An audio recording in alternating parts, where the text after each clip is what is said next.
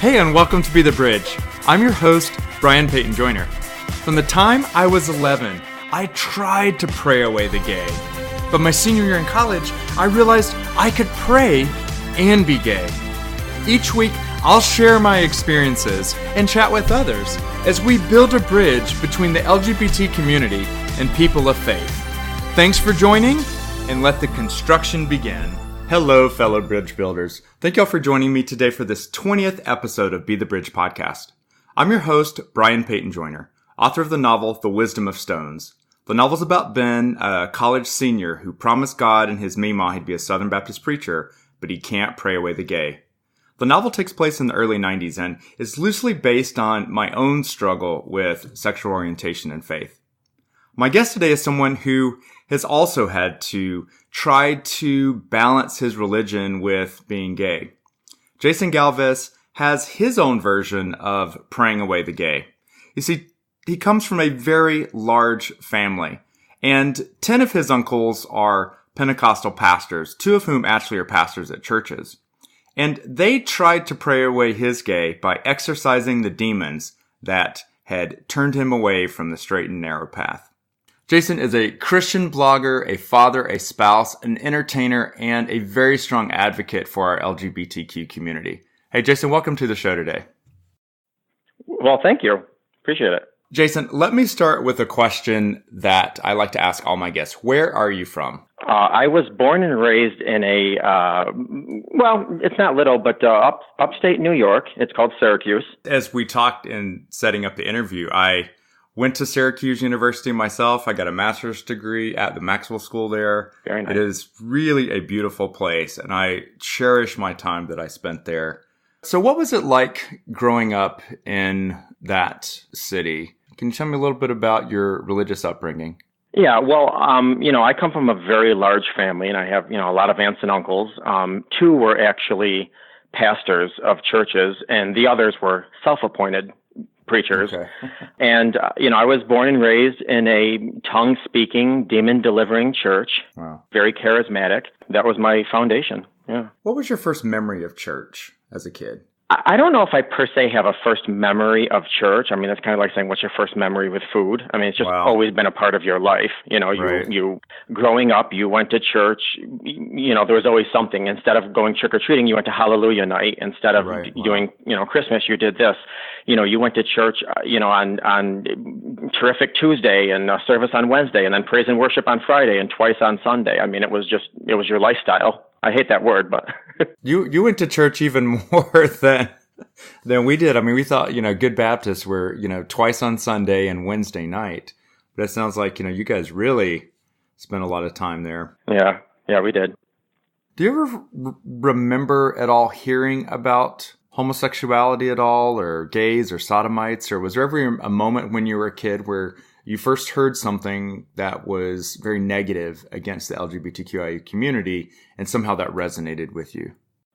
Well, not until I came out. No, Oh, wow. Really, never a topic at the church podium. Like I said, until I, came out or my uncles found out or knew I was gay. When did you first start having attractions towards members of the same sex? I think I was an early bloomer, or maybe not. I'll say this. I don't know if there was ever a time I realized A, B, and C, because you don't have the terminology when you're younger. Right. When I was in kindergarten, I'll tell you this. When I was in kindergarten, our teacher put a scissor rack in the middle of the table. Okay. And she said, I want everybody to take out a scissor and cut out these shapes. Okay. Well, try as I may, I could not cut out the shapes. And she came over and, took a look, and she said, oh, you know what the problem is? You're left-handed. I'm sorry, we don't have any left-handed scissors. So it was then I realized I didn't really know what left-handed meant per se, but I was just a little different. Right. Fast forward a few years, I was in, I don't even know, first, maybe second grade. I had a math teacher, Mr. Osborne, tall, long, dirty blonde hair, always smiling. He was just the picture of perfection.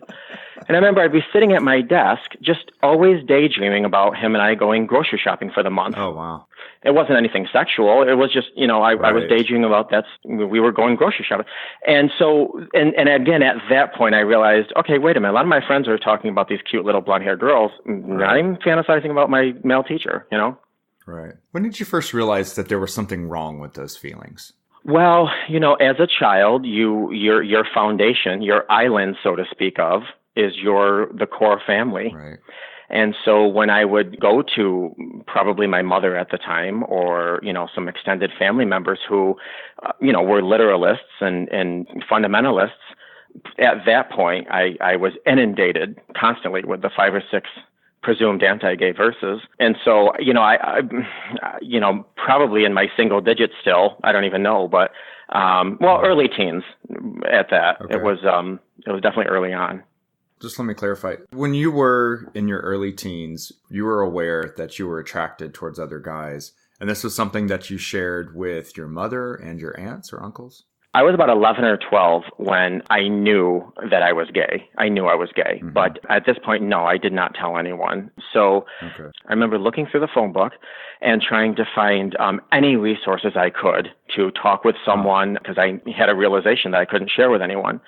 And I ultimately did find actually a youth gay support group. Oh, wow. And I attended this gay support group. And, obviously I walked in and here, 40 other kids around my age. And I almost felt like I was in church again. I felt free. I felt home. I felt alive.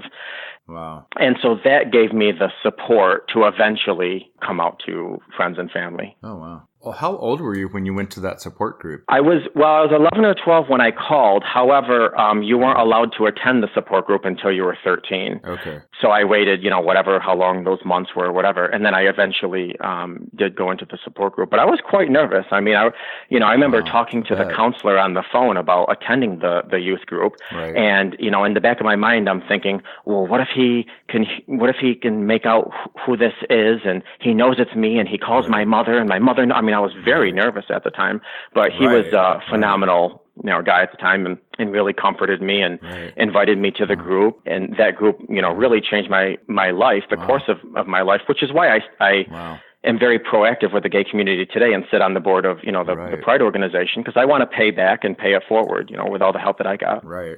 So take us back to that moment where you were going to go to that group for the first time at the age 13.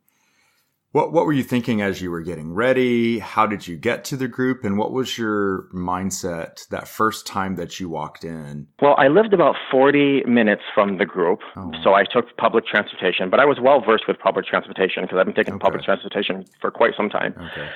I was extremely nervous. I remember walking on the bus and sweat was dripping into my shoes because, and then and with every step of the bus, I'm thinking, okay, everybody knows where I'm going. Everybody knows what I'm doing, and they're going to tell my family. My mother's a very old-fashioned Italian woman, and who was raised by extremely old-fashioned Italian parents. Wow. They did not take well to anyone who was outside their culture or community. Wow. And I was young, and I didn't have the knowledge or the wherewithal or certainly the courage.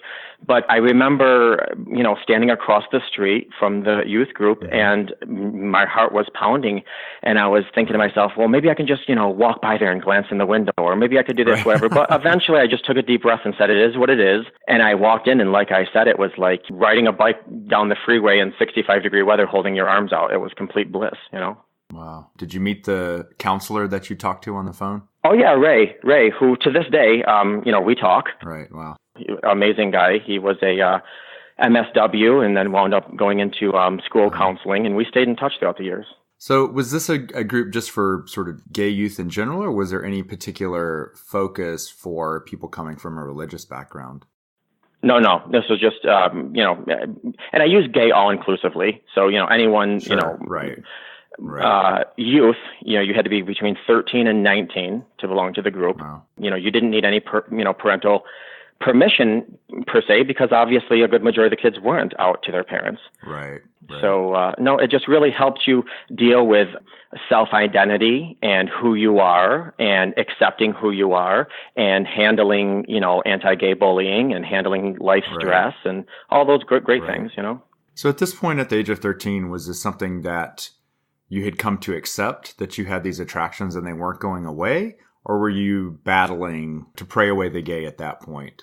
No, not at that point at all. No, this is who I was. I was happy. I was thrilled. I made friends. I finally felt like I belonged, belonging was one of our basic, needs. When did your parents or family or siblings find out? Did they ever find out that you were going to this group or that you were gay? Well, fast forward a few years, I befriended this kid from group. Greg Parker was his name. Uh-huh. We became instantaneous brothers. Brothers. We were on the phone with each other 10 hours a day. He to this day, I love hot dogs and grits. He exposed me to those, and we just became brothers, and we were constantly at each other's houses. And mind you, at 14, I moved out on my own. I wasn't really living with my parents at this time. But one time, Greg and I were actually going to go out dancing.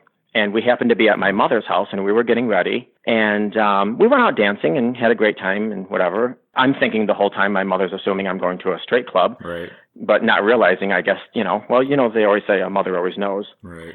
So the following day, I'm at my mother's house, and day turns into night. And she says, "You know that guy, Greg, that you hang around with?" I said, "Yeah." She says, "Do you know he's gay?" And I said, "Yeah." And she said, "That doesn't bother you?" And I said, "No, does it bother you?" And she said, "No, as long as you're not." Right. And so there was a little pause. And at that point, I told myself, right, "Jason, it's now or never." Wow. So I said, "Well, would you think any less of me if I were?" There was another pause on her end. She pointed to my sister who was sleeping in the other room. Mm-hmm. And she said she shouldn't have to deal with this. Wow. Now, the reason she did this, let me just backtrack for a second, is my sister and I are extremely close. What's the age difference between you two? We're 7 years. She's 7 years younger. Okay. So my mother got up and went into her bedroom. 20% of me was extremely nervous about this whole process, but 80% of me just felt free, right, and new and fresh. And before long, my mother came out of the bedroom and she came over to me and she gave me a hug and she said, "You're my son and I'll always love you no matter what." Wow. Wow. I never sat down and had a formal discussion with my father, but, when I started bringing boyfriends around, I think he had a clue at that point. Wow. And what was his reaction to all of that? Did he talk with you about it or just sort of ignore it? No, there was no conversation. It was just, I think I always knew in the back of his head where he stood as far as a theological position, right, but there was never any discussion, and he was very civil and very amicable. So when was it that your uncles found out? And then how was it that they sort of came to you and said, "Hey, we'd like to pray over you. Maybe we can help you here"? As I was 16, maybe going on 17, I believe, okay, I got into my first, what I would consider long-term relationship. Okay. I met Brian. We were together over 3 years. Mm-hmm. But in the beginning of the relationship, I got officially, quote, saved when I was 9. So I had I knew of Jesus and I accepted Jesus and I love Jesus. Right. But, you need a lifetime of research and reading the Bible and getting tapped into your relationship with the Lord to be equipped for, certain fights. Right. And so when I was in a relationship with Brian, and we actually lived together, but every time I would visit family, they would throw scripture at me and throw these Bible verses and talk about this. Right. I sometimes would let it fall off like, a dew on a leaf, but eventually, this was also my foundation. So they're tugging at my foundation. Right. So a couple of years into the relationship, I did have a couple uncles that, wanted to, what they call exorcise the demon of whatever it is, perversion, homosexuality, okay, uncleanness, you name it. Right. And so they did. They laid hands on me and, trying to screen this demon out. And right. Was this a metaphorical demon? Or was it something that there is actually a spirit that is a demon that is causing you to have this homosexuality? Oh, absolutely. Yeah, it was a demon. I don't even know who told me this. At one point, it was like the sins of my father that carried in the womb. Wow. A spirit came in, and which was easy for them to say that because they could then debunk the "I was born this way" theory. Okay. Because they said, "Well, yeah, sure, you were born this way, but it doesn't matter. You were born this way because the spirit entered into you in the womb." Right. But anyways, okay. So eventually I told Brian, who was born and raised Baptist, right, and he didn't understand all this, tongue speaking, demon delivering, exorcism stuff. Right. And right. I tried to do my best. But after 3 years, I think what really did it was one of my aunts told me one time, she said, "Jason, listen, if you want to choose to be gay and choose to live this lifestyle, that's fine and that's up to you. But if you truly love Brian you wouldn't hang on to him and lead him into hell. Wow. So let him go if you love him. Wow. And so that really, really burnt in my mind for weeks and weeks and weeks. And I was thinking to myself, I love Brian so much. Right. I love him. He's my breath of air, and I loved him, but I'm also harming his spiritual, eternity. Wow. And so it was sad. And Right. so the day came where Brian and I were, I told him, I said, Brian, I love you so much, I have to leave. And he didn't understand. And he was like, well, I don't understand. If God loves us so much, why does he want us, apart? And Right. we were hugging and crying. And I just said, I gotta go. Wow. And eventually I did part ways. And it was, one of the top 5 things that were the most difficult things I've ever done in my life. Wow. And it was shortly after that I went on a mission to, quote, pray the gay away. What was your mission like? What did you do to try and pray away the gay? I was in college at the time, which I said I quit school, but I eventually got into college. And while I was in college, I started a group called Healing Hearts. Okay.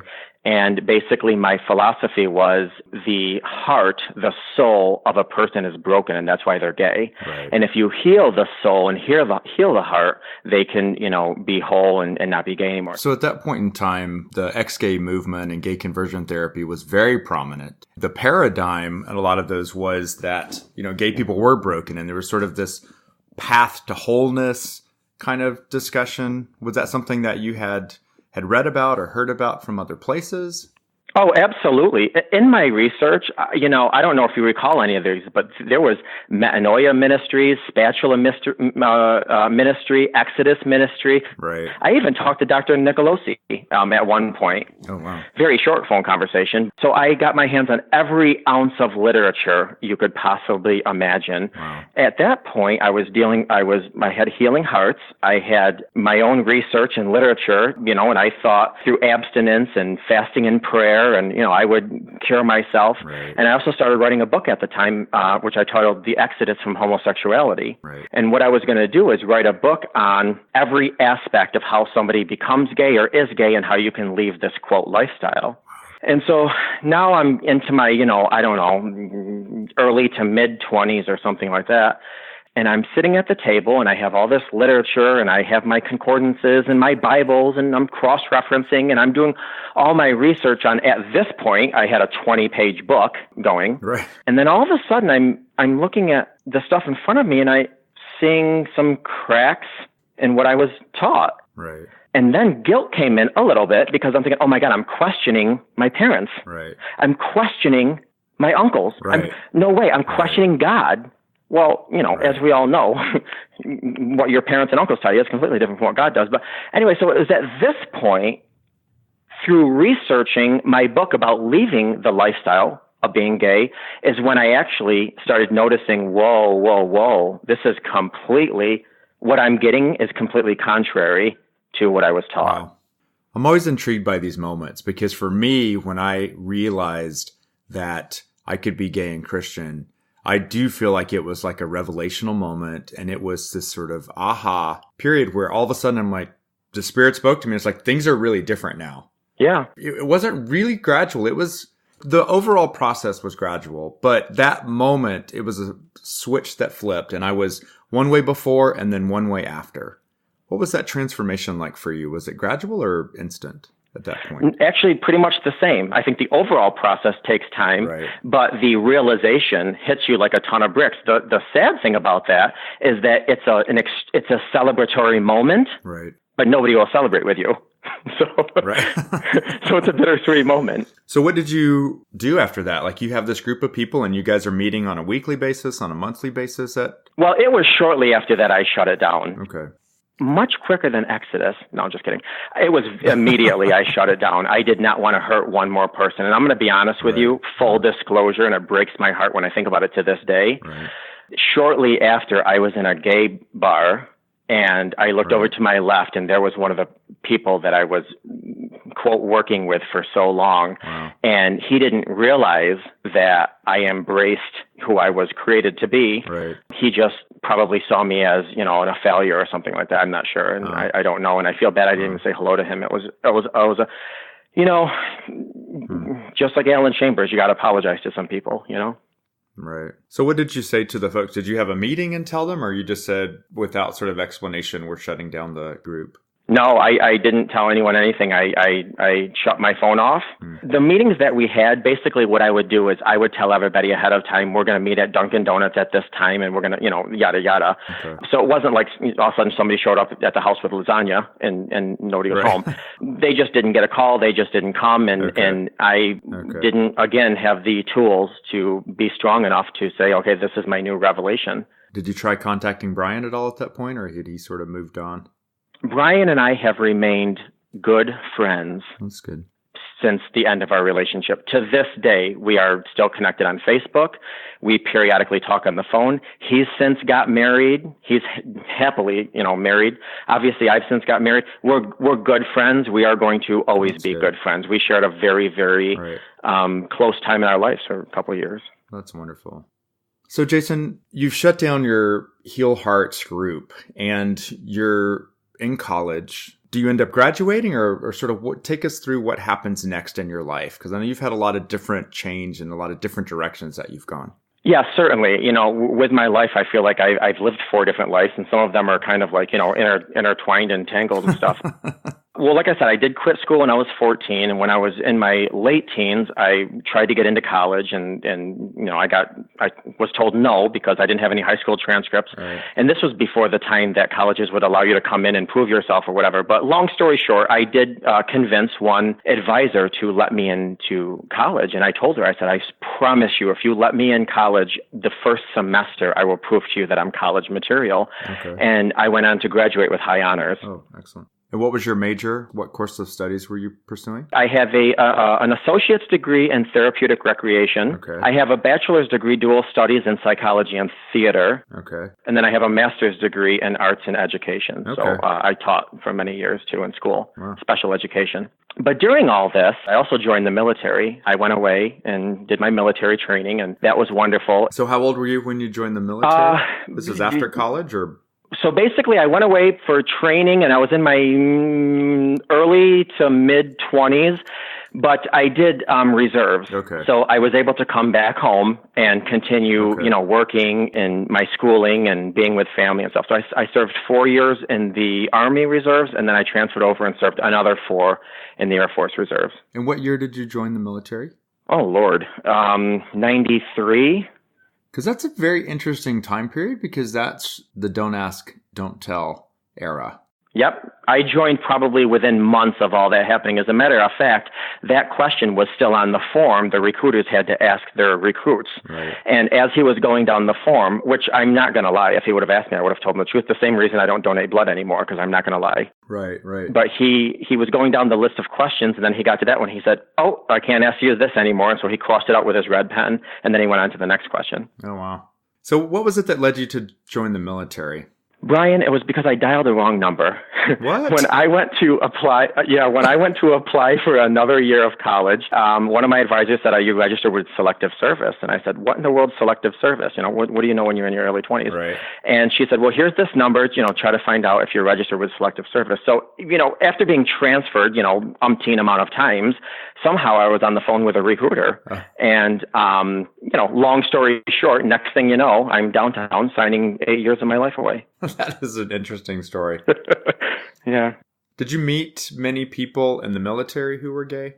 No, I didn't, although I was very out in both branches. Wow. Yeah. So, no, I didn't. However, when I left the military, it's funny because that's when a handful of people came to me and said, I just wasn't, strong or brave enough to come out, but I was, and I knew you were, and I couldn't tell you, or whatever. So, no, ironically, I really didn't find anyone. I mean, there are tremendous amount gay people in the military, but no one that I knew of. Right. But after I got out, then people started getting a hold of me and telling me, and a couple of them I'm still friends with today. So during this time, what was your spiritual life like? Did you stay in a church anywhere? Did you continue to study the Bible? I plugged into various churches. It's very hard because I was born and raised, again, a tongue-speaking, demon-delivering, charismatic Pentecostal believer. Right. But it's very difficult to find a church that's affirming and all of those things. Right. I did visit various churches, but, I either had to, slightly compromise who I was from the gay perspective or slightly compromise who I was from the Christian perspective. Right. It wasn't really until I was more of an adult, when I met Eric, my spouse. We moved down to Georgia. He got into law school. Okay. And we found a church called New Covenant. Mm-hmm. It was a godsend. I mean, this church had hundreds of members and hundreds additional attendees every week. Right. When you walked in, it was the way I was born and raised. It was, people in the corners with their arms up crying out to God, speaking in tongues, whatever. Wow. And 90% of everyone there was gay. Wow. And so it was like, wow, what a breath of fresh air. Wow. So we were plugged into that church for, the time we were down there, 3 or 4 years. And to this day, I miss that church. I still listen to their podcasts and their streaming videos online because the pastor there was like, wow, he was spiritually anointed. Wow. And it was a wonderful, wonderful, wonderful family. I always walked the path of being in relation with God. Mm-hmm. But, sometimes, especially as a gay Christian, you have to navigate a lot of those things. Right. So fast forward, now that we have kids, Eric, who was born and raised Roman Catholic, and I was born and raised Pentecostal, we decided that, we would, marry the two, and we currently attend a Lutheran church. Okay. Wow. So let me ask you a little bit about how you and Eric met and whether or not it was important to you to find someone who was Christian. I just got back from what was the Gay Christian Network, but is now the Q Christian Fellowship. And that's a big challenge for a lot of people in the LGBTQIA plus community who are Christian, because it's very difficult to find someone who shares your same values and who wants to have anything to do with the church because of everything that the church has done to them in their lives. So how was it that you met Eric, and was that something that you were kind of looking at to meet someone who was Christian? I believe it was divine intervention. Mm-hmm. So I moved from upstate New York eventually to very close to New York City. I lived on the border of New Jersey and New York. And the reason I did that is because I had a degree in theater, and I wanted to pursue film and television in New York. Okay. After Brian, I did not date anyone at all until I was 27. So I waited 7 years before I dated anyone. Wow. Did you have any relationships at all during that time, i.e. hookups or anything? Or certainly. Yeah, certainly. Okay. But I wasn't going to give my heart. First of all, I was very busy. I owned a business at the time. I worked full time. I went to school full time. I didn't really have any time. But I just wasn't ready, for a relationship. But I finally met this person, and he was a flight attendant and wonderful, wonderful human being. Uh-huh. His father was a pastor, so I fell hook, line, and sinker. But eventually what happened was when I moved to New Jersey, he couldn't deal with the distance, kind of just broke it off. Wow. I was devastated. Here I am in a strange place, strange roads, strange radio stations, getting rejection letters after, one after another as far as my auditions, and brokenhearted. Probably, fast forward a few months, and I'm kind of mending my heart, but now I'm just on a mission to kind of just, have fun. Right. And I was online, just looking to meet people, probably a hookup. Right. Eric pulled me into a private chat. And he said, hey, I saw you and yada yada. I'm interested in talking to you. And I said, well, I'm really not interested in anything long term and whatever. And he said, well, I'm not out yet. And he was in medical school at the time. Okay. He said, can we meet for coffee? And I really wasn't interested, to be honest with you. I don't want to meet for coffee. I don't have time for coffee. I don't have any interest for coffee. Right. But we eventually did meet for coffee. And my Lord, when he started talking about being a Christian and wanting a family and wanting kids, all of a sudden, just something rang with me. And I said, my Lord, because I'll tell you, after I got dumped by the person that I came to New Jersey with, I went through a period of, sowing some oats, sowing my wild oats and being wild. Right. I never left my faith, never, ever, ever left my faith whatsoever. But, probably did put my toe, out of the path. So when Eric came into my life, like I said, it was almost divine intervention because it was not. I was not looking for this. So we went on an official date. We would pick who was going to do what on our dates. And so one of the very first dates that I took Eric on was, believe it or not, I took him to a soup kitchen in New York. Oh, wow. Because I wanted to see how he interacted with people that, had nothing. Right. And when I saw the way he interacted with people that had virtually nothing, I said, oh, my Lord, this person is somebody of substance. Wow. And that was the turning point that said, you know what, I think we're looking at something, exclusive and long-term here. Wow. Yeah, I'm a cheap date, but it wound up working out, So you said that you never left your faith. Why was it, do you think? Because so many people do. I left the church for many years, and I'm only recently kind of getting back and really getting a firm hold and firm roots again. Why was it that you never left your church? What was it about the faith? What was it about God that caused you to stay committed? Like I said, I was saved at 9, and I always had a close relationship with the Creator. Mm-hmm. Now, don't get me wrong. Life's forces kind of constantly tugged me away from that, because you can't be gay and Christian, so life's forces. Right. But I always had that foundation. That's why, like, when people ask me, have you ever, questioned, how dare you question the Bible or how, whatever, I don't question the Bible. Right. I question my interpretation or what I was taught about the Bible. Right. And so I never stepped away from God, because God, first of all, in the Bible, Jesus or God never said anything about gay people, and there was plenty around in his day. Right. And 2, plus I love the verse, Jeremiah 1:6. He knew me in the womb. Right. Obviously, he created you. He knew I was gay. But I never had any question as far as, who I was in Christ's image or anything like that. And I do find it difficult at times, if I'm talking to people of no faith in the gay community, they'll say, how in the world are you a part of an organization that has thrown us out and murdered us and tortured us for hundreds of years? Right. And then you talk to a lot of fundamentalists, and they'll say, how in the world do you think you're a Christian when you're in this, quote, perverted lifestyle? Right. So, we are a niche within a niche, but God said it wouldn't be easy. Right.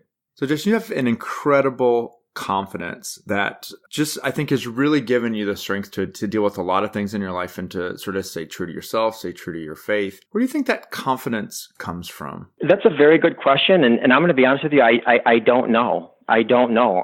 Certainly, from growing up in my childhood and my family dynamics, I can't say that contributed to it. The only thing I can contribute it to is, God and who I am with God. And I think He's my foundation.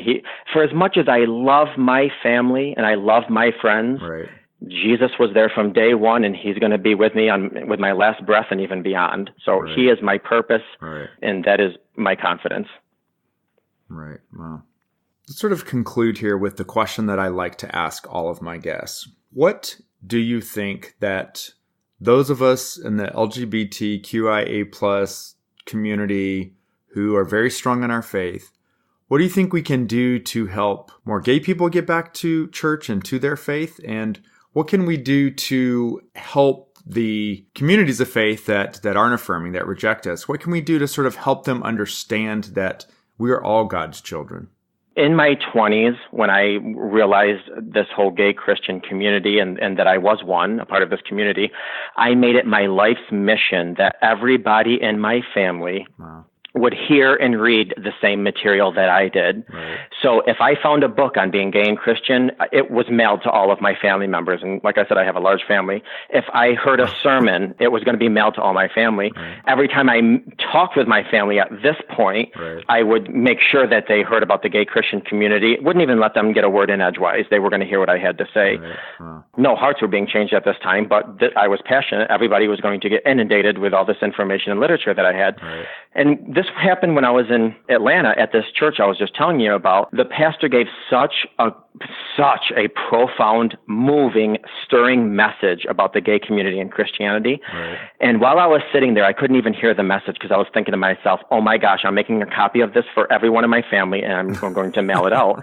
And so after church, I got a hold of the guy who, was in charge of it. And I said, can you Right. please make me 200 copies of this and whatever. And after that, I went and bought 200 CD envelopes and I bought the stamps and I addressed them all. And I said, oh my gosh, this is going to be the turning point in my family. This is going to be the turning point where everybody's going to come to the realization of that gay, whatever.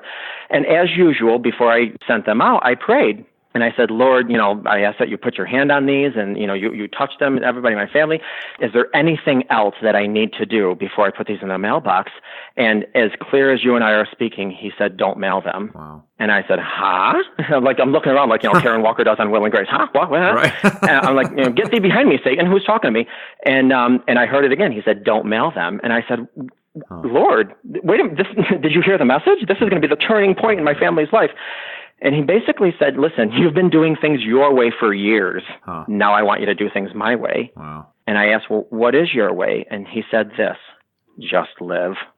And what's interesting is Justin Lee. Now, I met Justin, oh my God, eons ago. He was in North Carolina when he was first starting GCN. Right. But Justin Lee at the time was calling for all bloggers to contribute a blog. So I wrote a blog link, and it was called Just Live. And I'll tell you something, because as you know, God knows your past, your present, and Lord knows your future. Right. And Brian, I can't tell you how many more hearts I've won by shutting my mouth and living rather than, this whole big mission that I was on. I'll tell you, I go to a Lutheran church right now, and I believe they're relatively affirming. Right. But if I were to sit there with a slideshow about why the 5 or 6 presumed anti-gay verses are wrong, not many would attend. Right. Those that did would yawn and fall asleep, and probably nobody would walk away convinced. Right. But by the mere fact that my family goes there every week, and we love, and we worship, and we show the fruits, and we simply just live, that's what turns hearts. Right. No, I was going to say, I think that Bible verse on, you'll know them by their fruits, I think is so much more powerful just to say, look, if something is good, you'll know us by our fruits. And so we don't really have to get into the nitty gritty on our Synecdoche and Malakoi and, all of the Greek words and the, their true meaning of whether something's an abomination and Levitical law. Say, look, I will just put out there, you ought to take a look at those things, because I don't think that the way the church is interpreting those is correct. But, that's sort of an academic discussion. When we boil this down to, and we actually look at the lives people are leading and the fruit of the quote unquote lifestyle that you're leading, the quote unquote lifestyle I'm living, people will see that only good trees can yield good fruit, and that we are actually yielding good fruit in this world. Yeah.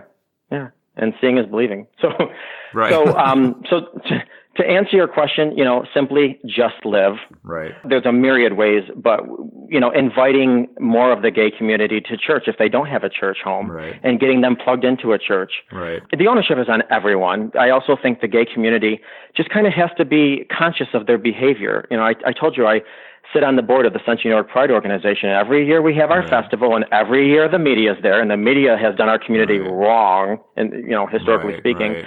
And what's going to be shown on the 6 o'clock news is the drag queens and leather daddies. Well, yeah, the 2 60-year-old men in assless chaps tonguing each other hand in hand walking down the street. Right. They're not going to show the families pushing their strollers in front or behind. Right. And so, now listen, I have nothing against 60-year-old men tonguing one another in assless chaps. More to it, listen, our Pride Festival is our annual Mardi Gras. We're allowed to be who we are and be a little crazy, but just be a little conscious of that people are looking, and our representation has not been correct, as of late. Right. I also think we need all hands on board.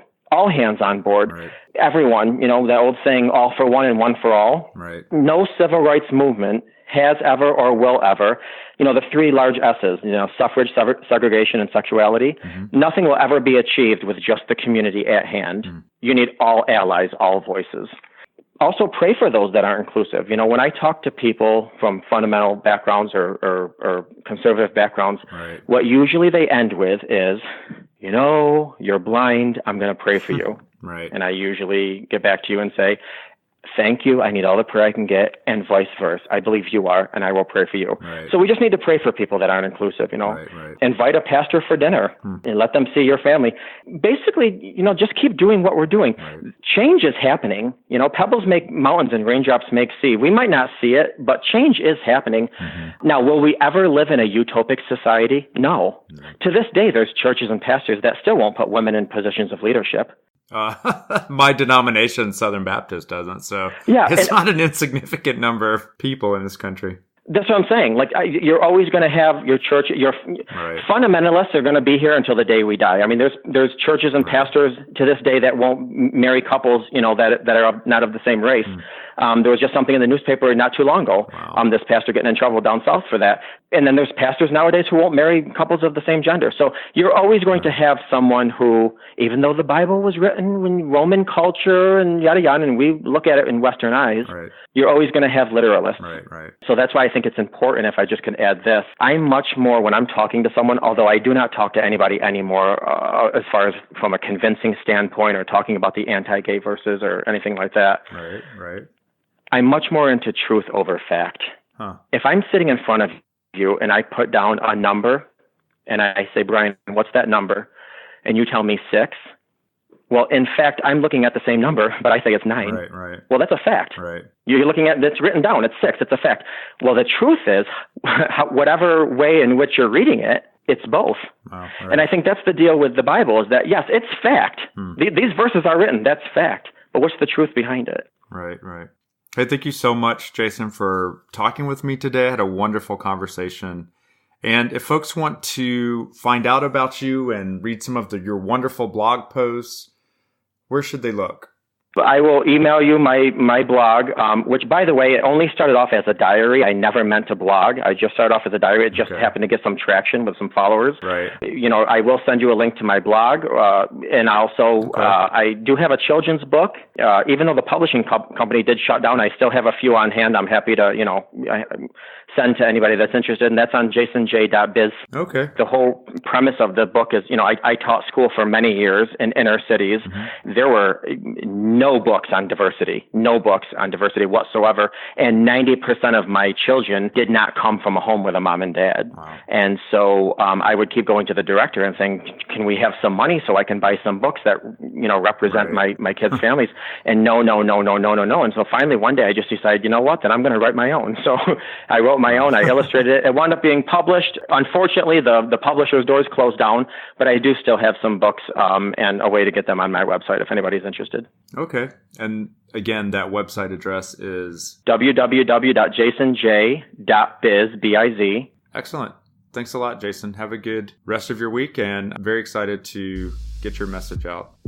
Thank you, Brian. It's been a pleasure. God bless you. Appreciate your time. Yeah, you too. Thanks for listening to Be the Bridge. If you enjoyed the show, I'd love a positive rating and review on iTunes. I appreciate your support and feedback. For more details, visit brianpaytonjoyner.com or follow me on Facebook or Twitter. The links are in the show notes. Have a great week. And as my grandpa used to say, if you live life by your own rules, you're gonna be okay.